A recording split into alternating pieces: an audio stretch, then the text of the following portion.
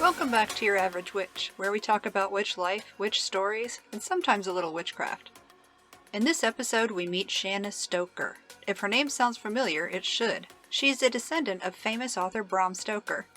Shanna joins me to talk about her experience as a clairvoyant, a near-death experience, and we find out what she has up her witchy sleeve with her shop, the Ghoulish Garb.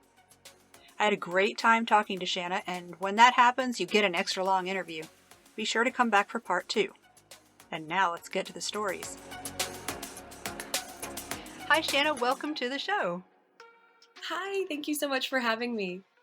Please introduce yourself. Tell everybody who you are and what you do and where they can find you. Okay. Well, my name is Shanna Stoker, and I am the co-founder and co-owner of the Ghoulish Garb. You can find me on TikTok under the username the_ghoulish_gal. And that's where our Etsy link is and everything. But we do sell mainly on Etsy, eBay, and Amazon. And our store, we actually create unique designs focused on celebrating all things witchy and spooky and macabre. We're best known for our Tarot Major Arcana deck.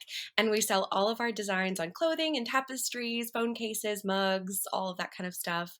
But yeah, that's basically what I do. I run that every day. I do all the customer service and designing with my partner. And now I'm getting into TikTok, which is a lot of fun.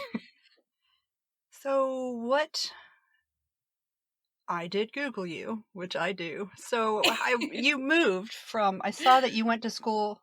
Was it for like acting and voice and things? Yes, I started off at the University of Montevallo. I'm from Alabama. And so I went to Montevallo, which is right outside of Birmingham, Alabama, for the first year. And I studied, I double majored in vocal performance and in theater for acting. Good And night. I was dying. I was dying. I was undiagnosed with depression, ADHD, and CPTSD. So like I was dealing with a lot that I didn't understand.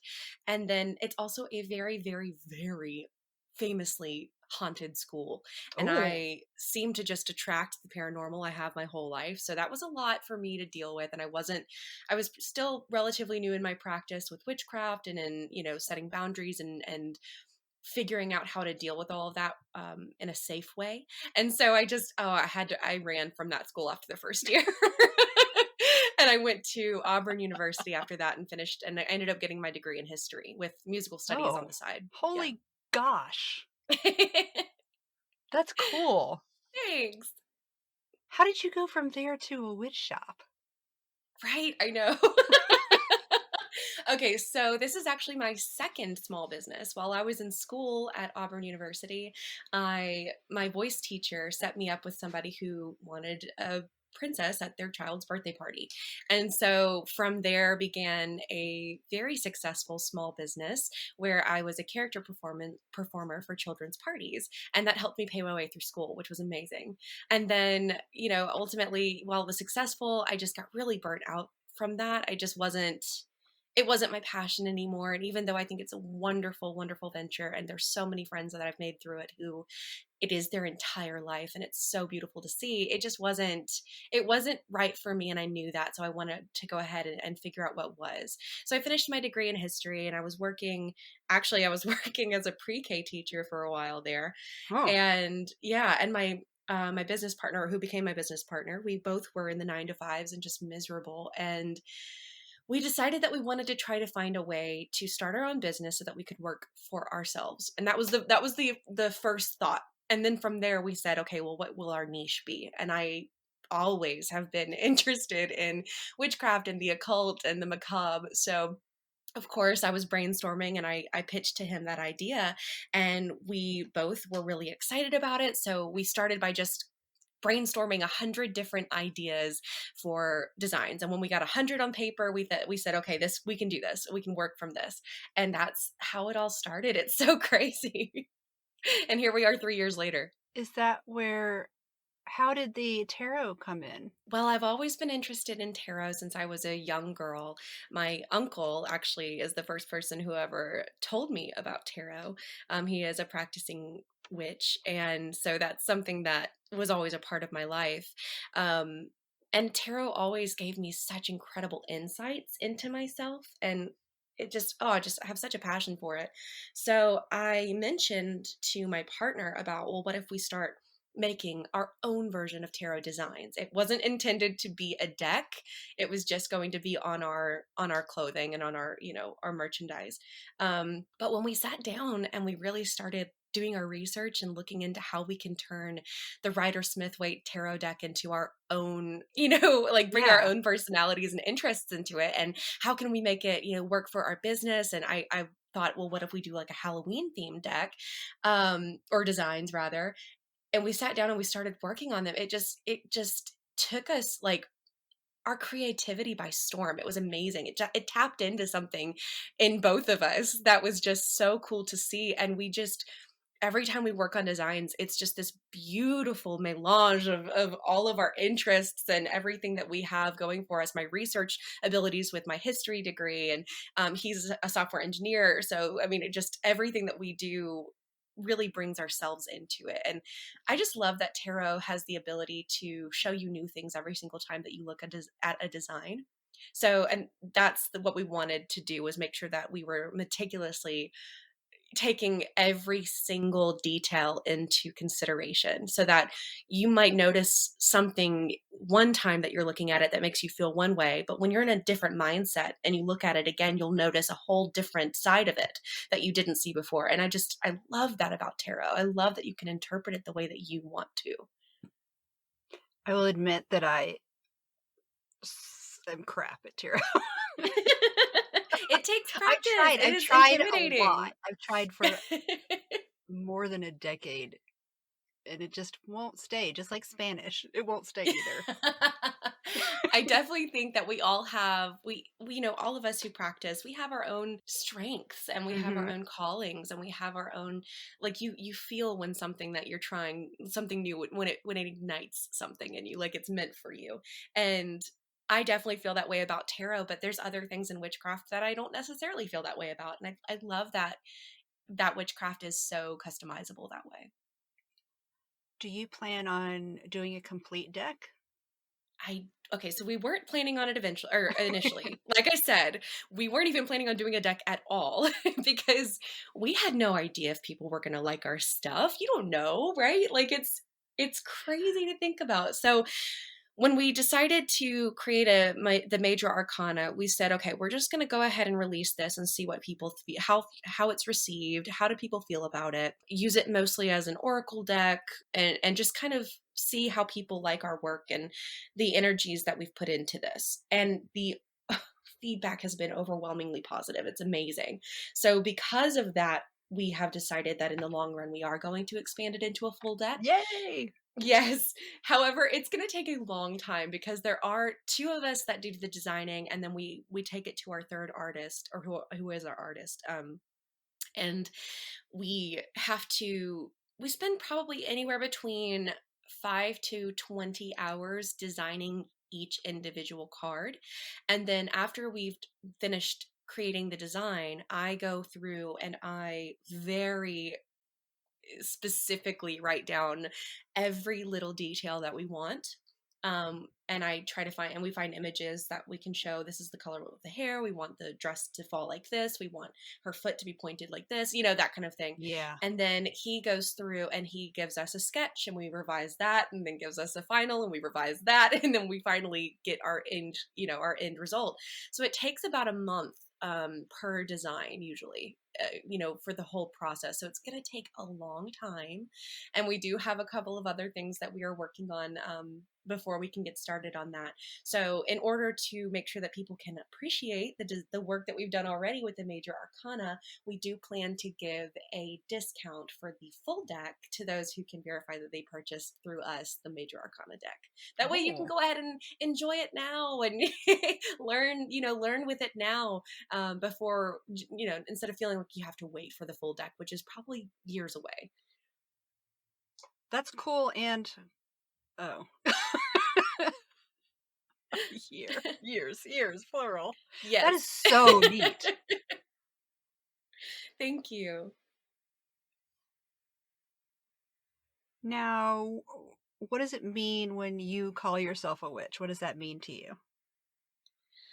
To me, it just means that I can't really be defined by typical societal standards. I like to march to the beat of my own drum, to use that old adage. And I really enjoy seeking out different ways to approach life and the challenges that we face every day. And for me, witchcraft gives me the ability to do that in my own terms with respect to nature and other people around me and to myself. And it's given me an entire new insight into my own abilities and my own power over the way that the way that I engage with the world and vice versa. Oh, I like that. Thanks. Would you mind introducing us to any of your daily practices? Oh, sure. Well, okay. I wish I did better with daily practice. Who are I you am telling? right. I mean, I am a business owner, and now I've got interviews and all this other stuff, and I feel like there's always an excuse for why we're not practicing as much as we should be. But for me, as far as daily rituals go, I try to turn everything I can into a mini ritual of sorts, if that makes sense. Mm-hmm.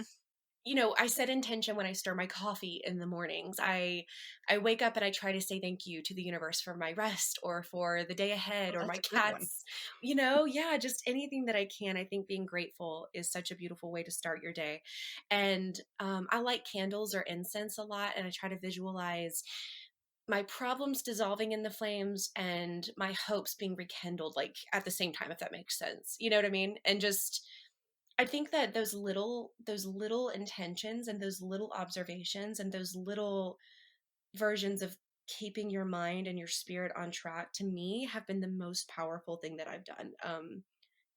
Even though my daily rituals aren't exactly the best, I have noticed incredible manifestation abilities just from doing those little things that I do every day.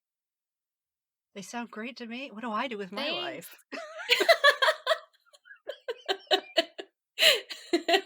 Like, if you were to ask me right now, I don't know that I would have any. Oh my gosh. It's difficult, but that's what I love about witchcraft though, is there's no one right way to do it. It's in your mind and intention and your energy. And I mean, it can be just the way you speak to other people. It can be the way that you know, I mean, it's just every little thing can be your version of witchcraft. And I really love that about it. Do you claim any labels?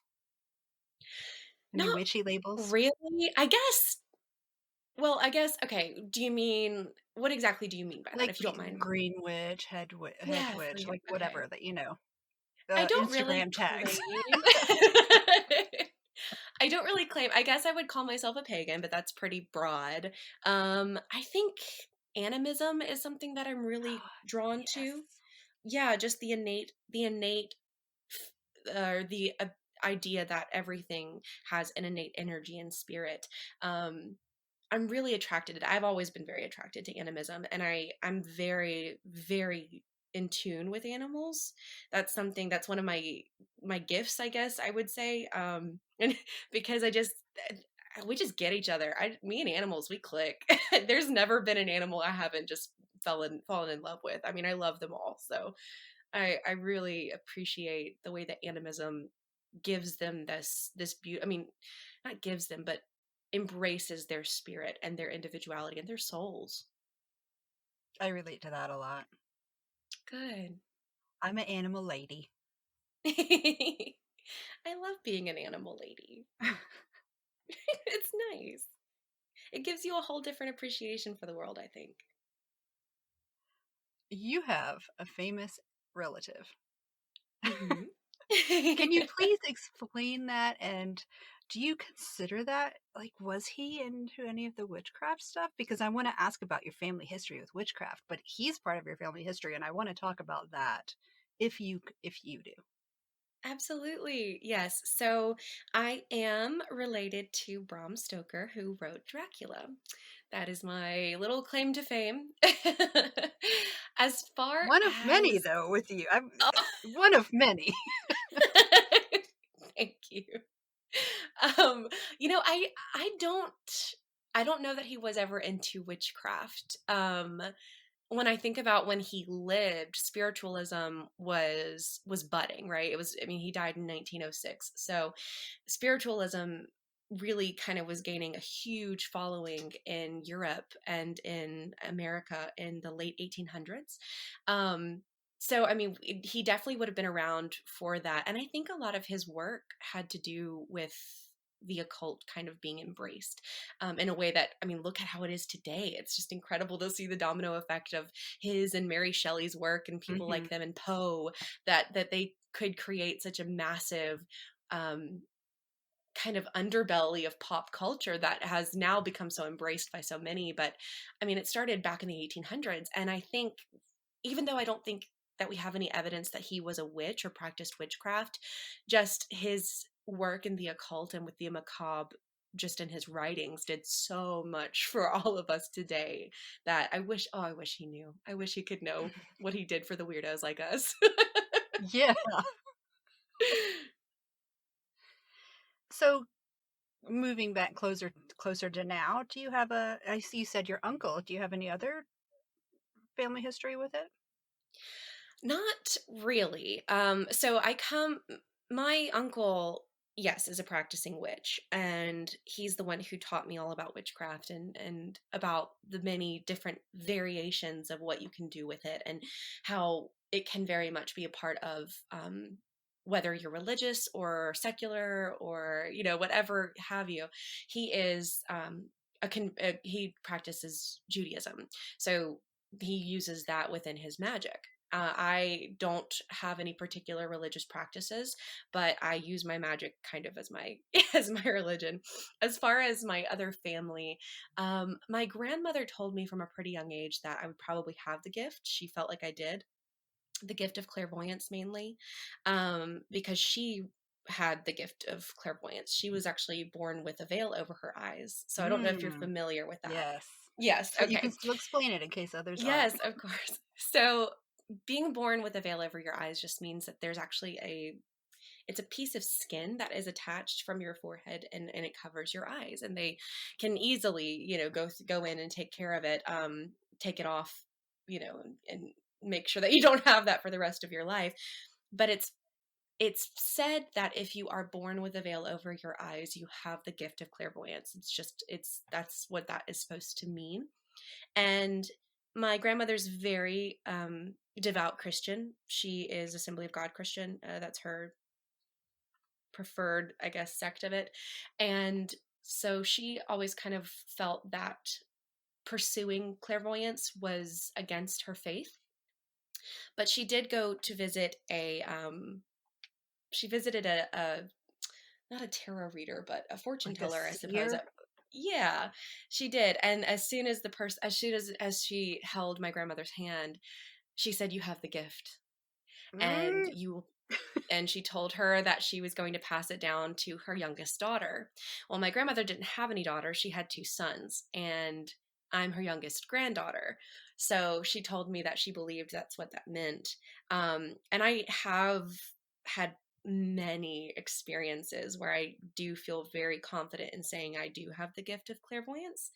I've had experiences that have been corroborated not only by people who know, what I'm talking about, but by doing historical research and figuring out, oh, that thing that I saw actually was this structure that was here during the Civil War. And I've been able to, I'm a skeptic. So I very much try to debunk what I'm feeling or seeing if I can. And if I can't, then that's when I can say, okay, I'm confident that I saw something from the beyond, if you want to call it that. So it's interesting being a skeptic who also has so many paranormal and supernatural things happen to her, because let me tell you, that's been a whirlwind. It's taken me a long time to just really trust my intuition because of that. But I finally understand that, like, it's a part of my family, and it's a part, obviously it's been passed down. And even though my grandmother wasn't comfortable enough pursuing it, she still very much believed it. And I'm glad that she told me at such a young age so that I could look at it as a gift instead of something that is scary, because it is scary when you're a kid. But ultimately, I just had to tell myself I have this for a reason, and I can see these things and talk to these things and observe these things for a reason. So I'm just going to try to use them, um, and try to continue spreading love and peace and happiness and, do what I can with this gift that while I have it. Hopefully I'll have it forever. Do you have any stories? Oh, I have so many stories. Hook me up with a story. Okay. Let me see. Which one do I want to talk about? Oh, man. Okay, so let me tell you about the time that I I love finally... this. Let me tell you about the time that I finally was like, okay, what you're seeing is real. So my best friend, who's actually my roommate now, we've been best friends for about 10 years now. They and we were talking about witchcraft and everything, because I found out after we had been friends for a while that we both practice witchcraft, and we hadn't told each other, because this was about 10 years ago, whenever it was like, it wasn't as mainstream. It wasn't. It's And scary to come out. Oh my God, it is so scary. And here we are in like tiny Alabama town, surrounded by just I can't imagine. I mean, it's scary. And we both came from very Christian families, and we both came from, we both were the typical music student who was kind of like just I don't Were know, you already the weird kid? I mean, Or not? We were very good at masking is the thing. We were very good at masking. But they and I both were very just, we knew how to be normal when we needed to be normal. You know what I mean? So to get together and find out, oh my gosh, you're just as weird as me, and like to be able to just take that veil off, or that mask off, and just be completely ourselves. And it was so freeing and so beautiful. And I think that is why we are still friends today, because we got to experience that together for the first time. And we both got to say, this isn't as weird as we thought it is. This is just who we are. We were meant to be friends because of this, So at one point, this was after we'd been friends for a few years, and we were talking about, they also have clairvoyance and clairaudience. And so we a lot of times will experience very similar things, but in very different ways. And it's just really cool to see how that happens. But there was one day around Halloween, we were just hanging out. So we were walking around campus, and there is this famous structure in front of Auburn, or that is part of the university. It's just Sanford Hall. And we were walking past, and my uncle, Brandon, who I told you about, he's also from Auburn. He was doing a ghost tour around Auburn. He does those pretty much every year for Halloween. And we were just kind of walking along with the tour, but we were a good little bit behind it, so that we could just kind of do our own thing. Because I wanted to go to these places, and I wanted to see, what do I see? I don't know anything really about the history of these places. What do I feel and see? And I made the conscious choice to open myself up to those things, because that is something I've had to learn over the years, is how to open and close that door between me and that world, at will, for my own protection. Yeah. Because there's a lot of times, especially if I see myself almost as like, the way I've seen it over the years is almost kind of a lighthouse, and spirits just seem to find me, regardless of where I am. And a lot of times that can be very inconvenient.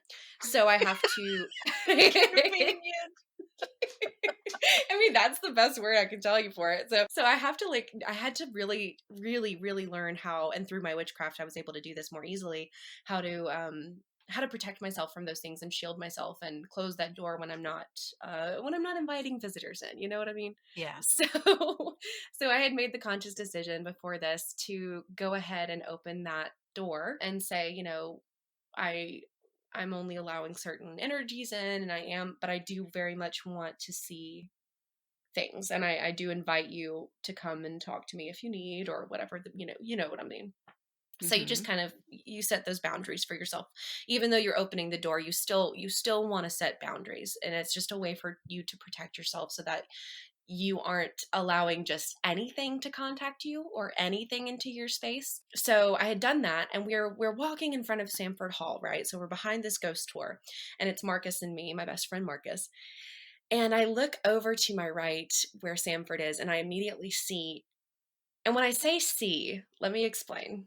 For me, when I see something like this, it appears in my mind's eye on the space. It's not so physical that I feel like I could reach out and touch it. It's more like a projection, and it usually comes in the form of a golden light.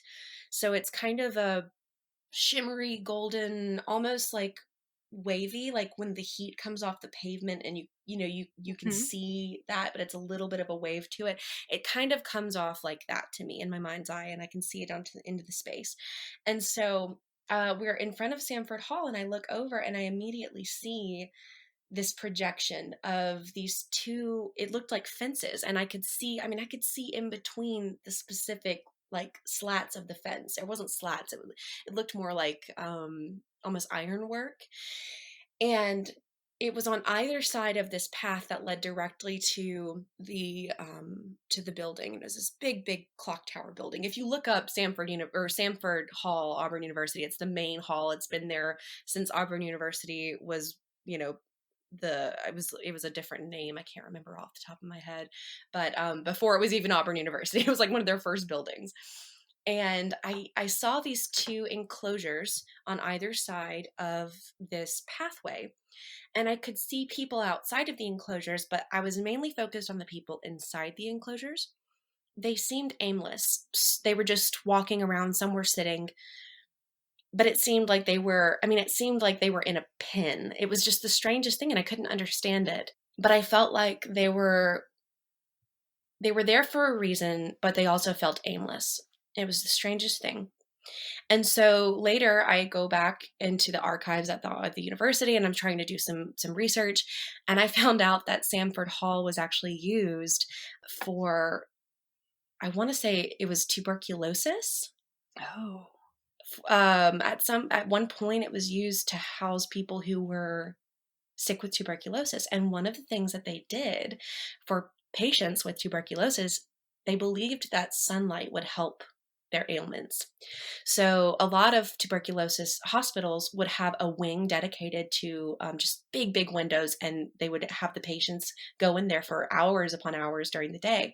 But other facilities that weren't exactly built for tuberculosis patients, they had to make do by having time and enclosures outside where their patients could be taken so that they could have daylight, sunlight. And I found out that there were these enclosures. I don't know what they looked like. I can't tell you if it was exactly what I saw, but I found out that there were these types of places for tuberculosis patients at Sanford Hall. And so I believe what I was seeing were these little enclosures that were for patients who were taken out there just to enjoy some sunlight and hopefully help their ailments. And that would make sense as to why I felt like they had a purpose there, but at the same time they were aimless. And it was the strangest, it was the coolest Hmm. little thing. And around the same time, we went to Opelika. Um, and it's just this little tiny little downtown area. I mean, just like 2 blocks long. It's tiny. It's so cute. And it it actually had this little tiny downtown area from back whenever the railroad ran through there. So there's a little rail yard, and it's just the cutest little thing. And so my friend Marcus is like, I want to see what you see over here, because excuse me, are from that area, and their family was from that area. So they know all about the history, and I have no idea about the history of Opelika. So I know that I'm going into this with absolutely nothing to back up, nothing that's, if I see something, I see it, and that's it, right? Yeah. So So we they're go. testing you a little bit. Yeah, and that's exactly what they were doing, and I wanted them to, because I was like, I don't know if I can trust what I'm seeing, because I had yet to prove, I had yet to find out what I had seen at Sanford Hall was real, and I just felt very much, like I said, I'm such a skeptic, and I'm like, well, I have a vivid imagination. What if it's just that? What if it's just, But these visions come to me so innately, I don't have to think about it. It's just like looking and observing. And so that's why I was like, I really think that it is something more, but I don't know if I can trust myself yet. So they came up with the idea to go to Opelika, because there's a lot of history there. So we started out at this little Irish bread pub that I had worked at, and we went upstairs. And I'd never really been upstairs because it was a whole different side of the restaurant that I wasn't really a part of. So we went upstairs, and nobody was up there, and we just stood by the bar, and they asked me, what do you see here? What do you feel here? And I just stood there for a moment, and I'd made the same decision to open myself up and to just allow whatever wanted to be seen to be seen. And I look over and it's one of these old, I mean, just think of like an old 1800s two-story style uh, building that has like balconies on the outside of it, and it's facing the railroad, and it's just got these big windows. And so I immediately look over to the window and I see a man, and he appears to be in white underclothes, looked to me to be like Civil War era. He had a handlebar mustache, and he was pacing in front of the window, and he had a bandage over his head and over one eye. I believe it was his right eye. And he was just pacing, and he was looking out the window, and and he had his arm in a sling. And then he stopped and he looked at me. Oh, And then I he don't like kept that. pacing. Well, and it was more of just, it was the strangest thing, because I still don't know to this day, because usually when I see things like that, I feel like it's more residual and I'm picking up on the history, but he looked at me. So it was just the strangest thing. And so I told Marcus what I was seeing as I was seeing it. And they're just like smiling. And I'm like, what? And they're like, okay. So this used to be an apothecary, and during the Civil War, they used to they used to bring wounded war or soldiers here. And so there was that. And then immediately after that little incident, we go downstairs and we go back out to the street, and they didn't even ask me, but I just immediately saw, in like two storefronts over, this was the one that is like, to me, it gives me chills, because this is much closer to home as far as today. It happened 30 years ago, maybe. So this is kind of morbid, or it's very morbid. It's very sad. It was a sad story. But I'm looking over at this shop, and I see two women, or I feel two women. They feel like they are in charge. I don't know. I just keep seeing these two women. And then all of a sudden it changes, and I see a man walking through the door, and he's not welcome there. And that's all I know, is he's not welcome there. And then all of a sudden it changes one more time, and I see one of the women is on the floor, on the ground, and appears to be lifeless. And the man is fleeing. He's running away. And the other woman is just standing there.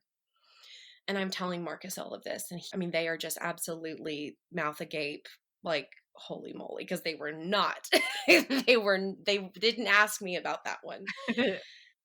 Well, it turns out that there was a storefront there that was owned by two women, and there was a man who came and tried to rob them, and he shot and killed one of the women and ran on foot down the railroad track. They did eventually find him. He was convicted. He's still in jail. Oh But gosh, yeah, that's weird. it was absolutely, that one still gives me chills today, because it's like, it just happened. Like, I could see them standing there talking, and then I could see this man coming in, and I felt like he wasn't, like, again, I felt like he wasn't welcome. And then all of a sudden one of them is on the ground and he's running, and it's just the strangest thing. Gosh. And then there was one more, and then You're a if you time want to hear. traveler. Right. It's so strange. It's so weird. I love it so much, though. Well, is there any wonder why I was so interested in history from such a young age, and why I got a degree in history? When you feel like you're literally living it alongside these people, it's great. It's great fun to really read about it, right? So there was one more. We turned the corner, and this time Marcus is just like absolutely convinced, and I'm convinced, because this is crazy. And so I'm really listening to my intuition, which I'm finding is, at this point, the more that I open myself to my own intuition, the more accurate my visions are becoming. And so we turned the corner, and there's the space between these two buildings where there's just nothing. It's just an empty lot. There's some grass, and it's just kind of barren. And we're just standing there talking. And as we're just standing there talking, and I'm kind of zoning out, I see, okay, so now I'm seeing rows of people in this space. And I'm like, I can tell they're rows because I can see people moving in and out of the rows, kind of like if you're at a theater and you're trying to get in between, people to find your seat, right? You're moving sideways. And I told them this, and they were like, "Are you kidding me?" And I'm like, "No." And they said this used to be a theater. This was a little theater. It was a little one-room theater, and that is insane. They got demolished because of a fire or something. And so that was the end of my little, Opelika psychic trip. But it was definitely, it stood out to me because every single vision I had there was so on point that it taught me you've got to listen to your intuition. And yes, it's important to be skeptical, and yes, it's important to question, your state of mind and everything, and to be in the right state of mind. But ultimately, I do believe 100% that I have this gift. And again, I think it's because it runs in my family. Now, aside from those sorts of things, what would you say your worst experience with witchcraft was? Funny or not? Yeah. So, I think my worst experience would actually, it's something that I didn't experience personally, but I experienced it through a friend. Um, I had a friend who was going through a really dark time. And as we know, your mindset really influences your craft. And I believe personally in that threefold rule kind of thing, where, whatever you put out into the universe comes back to you threefold. I believe in some version of that, whether you want to call it karma or the threefold or whatever have you. I think most cultures do have some sort of belief in that, because it seems to hold true in my experience. Anyway, they were going through a really dark time, and I'm not going to specify who it was, but they were dealing with some people who had really just sent so many negative intentions their way. And I think it kind of, negativity is such a sticky thing, it sticks to Mm-hmm. anything it can, and it grows and it festers. And that negativity had really glommed on to this person. And they started dabbling with darker parts of the occult and darker beings for, for vengeance, or for, to me, just typically negative connotations. You know what I mean? Like, I don't personally use witchcraft in a way that harms anyone. And I understand the intention behind it was because they had been harmed. But regardless, I think for me personally, I've found much more success and much more peace by retaliating against that negativity with positivity. And this person just became so incredibly bogged down with negativity, and they started seeking out forces that were meant to do harm. And for years, I mean, this affected them for years. They seemed like a totally different person. I would look into their eyes and it wasn't them. And I felt very much like it was because of what they were doing with their craft. So I think that, again, this just goes into to show you that, like, yes, as much as I, want to spread joy and positivity and love, it doesn't mean that I don't believe that there are negative forces out there. There are. And I think you really have to be wary, even though you feel like you may be, you may have the right reasons to try to use revenge magic or hexes or whatever, that you really should understand that those things can bounce right back at you and change who you are fundamentally. And it seems like this person is doing so much better now, and that they are finally right on a positive track again, and it just, they're back to who they used to be. And I'm so grateful, because I love them so much. But that was so scary for me as a person who loves them, to see them change that way and so fundamentally. That made me sad for them when you were describing the Oh initial yeah. stuff. It was sad. And I had to create space between me and them, because whatever was hanging around them was trying so desperately to hang on to me. And it stayed with me after I would be with them for a while. I could feel it staying with me. And it took a lot of time to, again, learn how to put those protections up, and learn how to cleanse myself, and learn how to say that energy is not welcome in this vessel, and you have to, you're not welcome here. And but I did for my own protection have to create space between me and this person. So seeing over time them go back to that beautiful person that they are, and that positivity that they radiate, and that love that they radiate, to see that blooming again is just, I'm so grateful. That's so good. What is your favorite witchcraft experience? I think for me, it's not so much one particular experience, but for me, my favorite part of witchcraft is manifestation. And it's, oh gosh, it's truly changed my entire life. Like, okay, so I'll go ahead and bring it up. A few years back, it was actually the same day that we got our business license for the Ghoulish Garb. So that was June 3rd, 2018. I was in a really bad car accident. I lost consciousness at the wheel while I was going down the interstate, and I hurtled about 80 miles an hour straight on into the back of a semi. So as I was going down the highway and asleep, basically, or unconscious, we are still not 100% sure what happened. Luckily, somebody saw and honked honked their horn, and all I remember is hearing that honk, waking me from this deep darkness, you know. And then I saw the semi in time to jerk the wheel to the right. I don't know how in the world I knew to jerk to the right, because if I had gone left, I would have gone straight into traffic. But I was on the right side of the road, and I don't know how, but my body just immediately, I just remember gasping, turning right, and then next thing I know, this might be triggering. So next thing I know, I'm in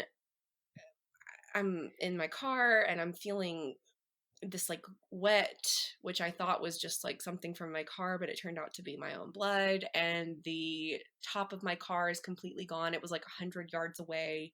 So I'm just looking up, and I just see sky and broken glass, and I'm feeling wet. And then I looked down, and my left arm was almost gone. I mean, it was obliterated. It was awful. And then I passed out. Good. And yeah, I passed out. And then, next thing I know, I'm in the ambulance, and I'm like, am I going to lose my arm? And he just looks at me, and he's just like, I really don't know. But it didn't seem good. So I was like, okay, I'm going to lose my arm. So I just passed back out. And then at this point, like by the time I'm in the hospital and they're bandaging me up and I'm on all these meds, I'm like, I'm going to get a pink arm. It's going to be cool. I'm just going to lose my left arm, but it's fine. At least not stop my right arm. Like it's fine, and I'm just trying to, like, at this point I've dealt with the fact that I'm going to lose my arm. But then I start remembering some things that had happened to me while I was passed out in the car. And What? yeah, so I found out that I guess you would say died. Sorry for the cliffhanger, but that's it for this episode. Be sure to listen to part 2 to find out what happens next. Hey, thanks for listening to this episode of Your Average Witch. You can find us all around the internet on Instagram at Your Average Witch Podcast, Twitter at Average Witch Pod, Facebook at Facebook. I guess you would say died. Sorry for the cliffhanger, but that's it for this episode. Be sure to listen to part 2 to find out what happens next. Hey, thanks for listening to this episode of Your Average Witch.